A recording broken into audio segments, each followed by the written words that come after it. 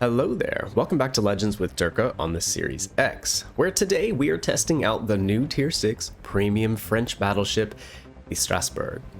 Historically, she was the sister ship to the Dunkurque and was the second ship of the class. In Legends, she's going to come one tier higher than the Dunkurque, and with a reload booster much like her big sister, the Jaujard. So everyone's question is this a Tier 6 Jaujard? Well, let's find out.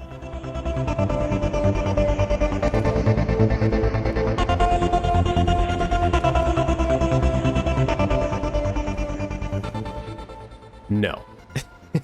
The very quick answer to my previous question is no, it is not a Tier 6 Jaujard, but it is a pretty cool ship and I've enjoyed playing it, and so let's cover the highs and lows of her today so that you guys can decide if you would like to have her in your port or not.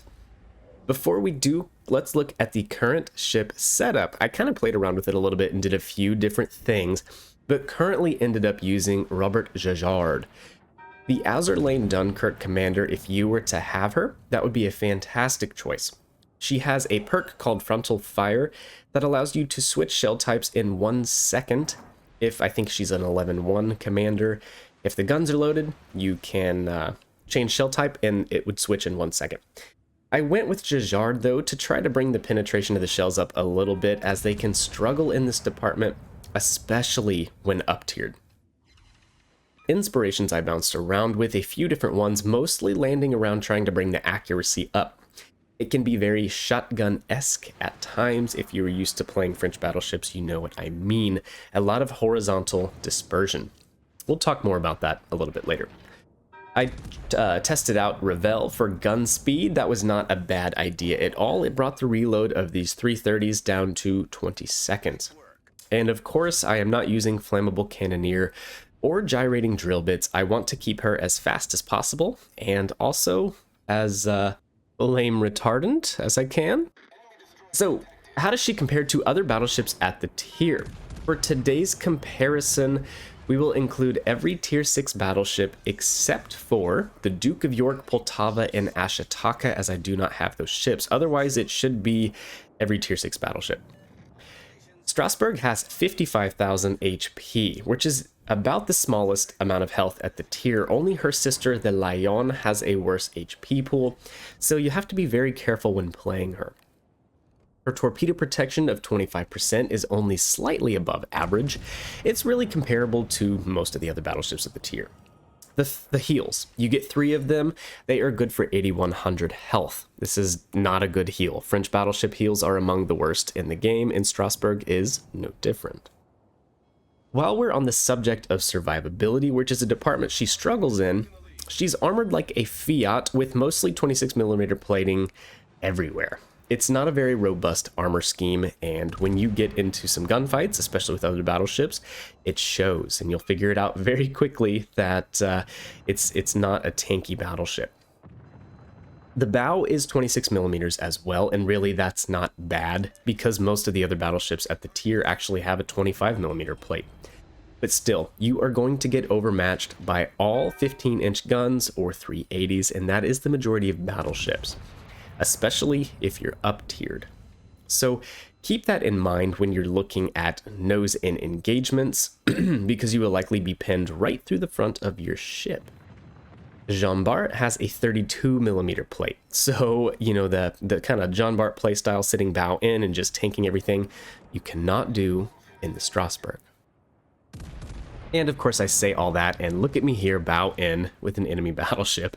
But honestly, I was just waiting for the right opportunity. He is actually bow tanking the 2 IJN destroyers on my team, and so I was looking for this opportunity to kind of push up and get beside him. He can only keep the bow of his ship towards either them or me.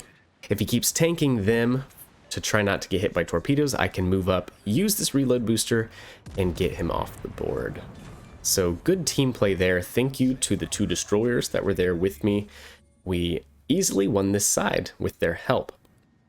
So the guns here on the Strasbourg are 330s, just like the Dunkurque. They're pretty small caliber guns, and they can show their weaknesses, especially when they're up-tiered. You do have a relatively quick reload of 22.2 seconds, and that is not with Revel. I had Revel on for this game, and you can see that we're kind of like at 20 seconds flat.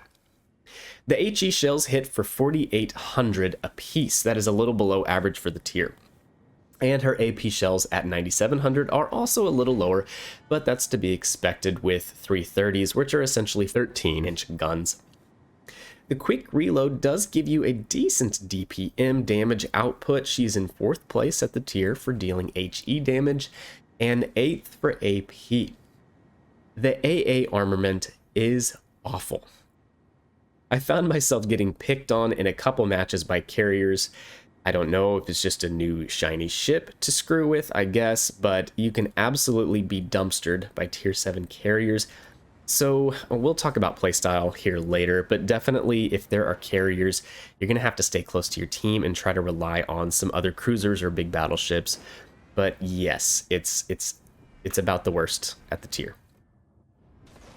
Strasbourg really shines when it comes to her maneuverability. The top speed of 30 knots is tied with the Scharnhorst and only beaten by the Gneisenau.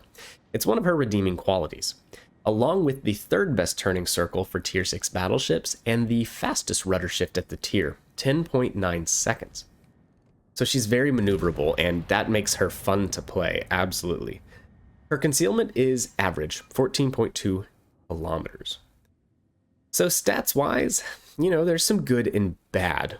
How does all of that mean we should play her? Well, I think there's some important things to take away from this. The first of which, the bad AA. In games where there are a carrier, I think it's going to be pretty important to try to play next to your team, especially if you're up tiered against tier 7, which, I suppose it should be 50% of the time. On average, I had a lot of up tiered matches and it made it very difficult. But yes, looking for strong AA cruisers, if there are any cruisers in the game to begin with, but that would help. And I know you should be trying to create crossfires with other friendly battleships, but if you were just out on your own, you can absolutely get smoked by some tier 7 carriers. The second thing, poor armor and poor survivability means being cautious. You cannot bow tank many other battleships, and you're not going to stand up to HE spam. Although 26mm plating is kind of nice because it is right at the threshold that you will shatter most light cruiser caliber shells, unless they have IFHE or they are German with the quarter pin. Regardless though, with your low health, it's best to not consider yourself a tanky battleship or tanking very much for your team. Rather, consider yourself more of a battle cruiser. More on that in a second. The next thing to remember, low caliber guns, they're awful for bow end targets.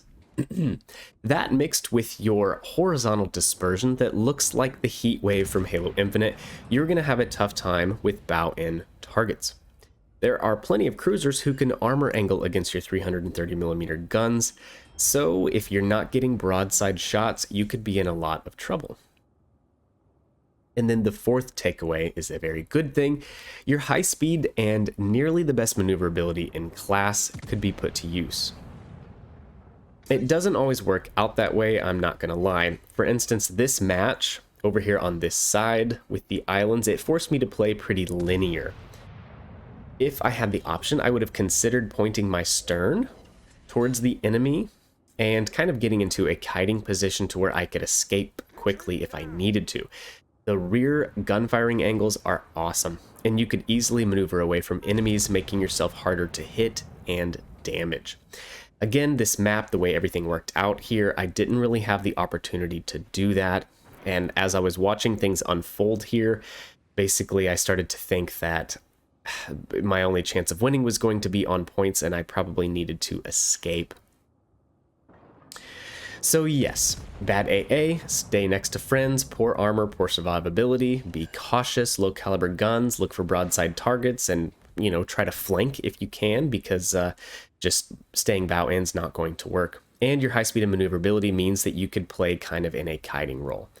Yeah, so in this match, I think there were 4 destroyers, and that pose a bit of an issue. The Dunkurque and the Strasbourg were built to be cruiser hunters, In fact, they were designed to hunt down the Deutschland-class cruisers like the Graf Spee and the Admiral Scheer. They had just big enough guns to do so, and they were designed to be fast so they could, hunt down these German commerce raiders. Now, in Legends, that is all still very true. Your main role would be to hunt down, kill, punish cruisers, but like this match here, case in point, sometimes you don't have any cruisers to pick on.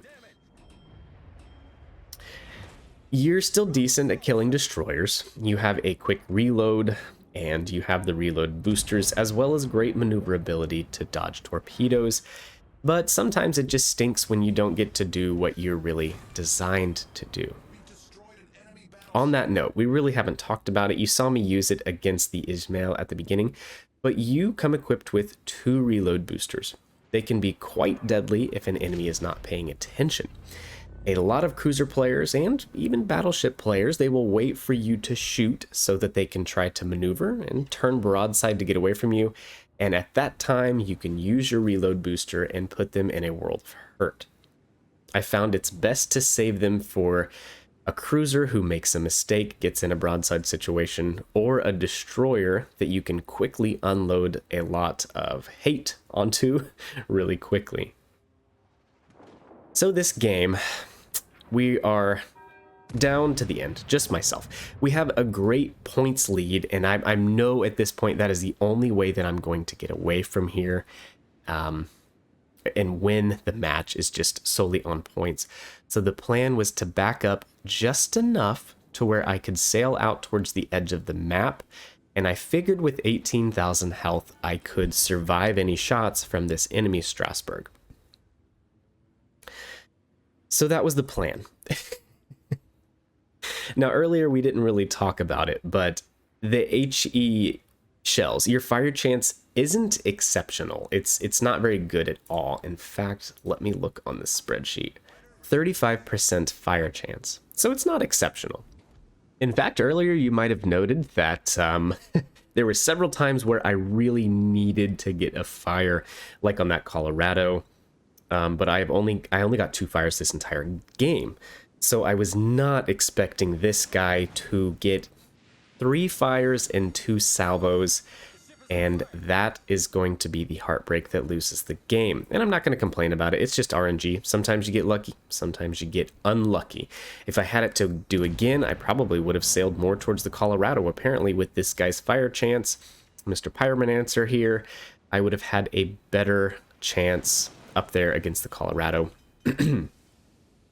But regardless, the RNG just wasn't in my favor today, but that's okay. We had a great game.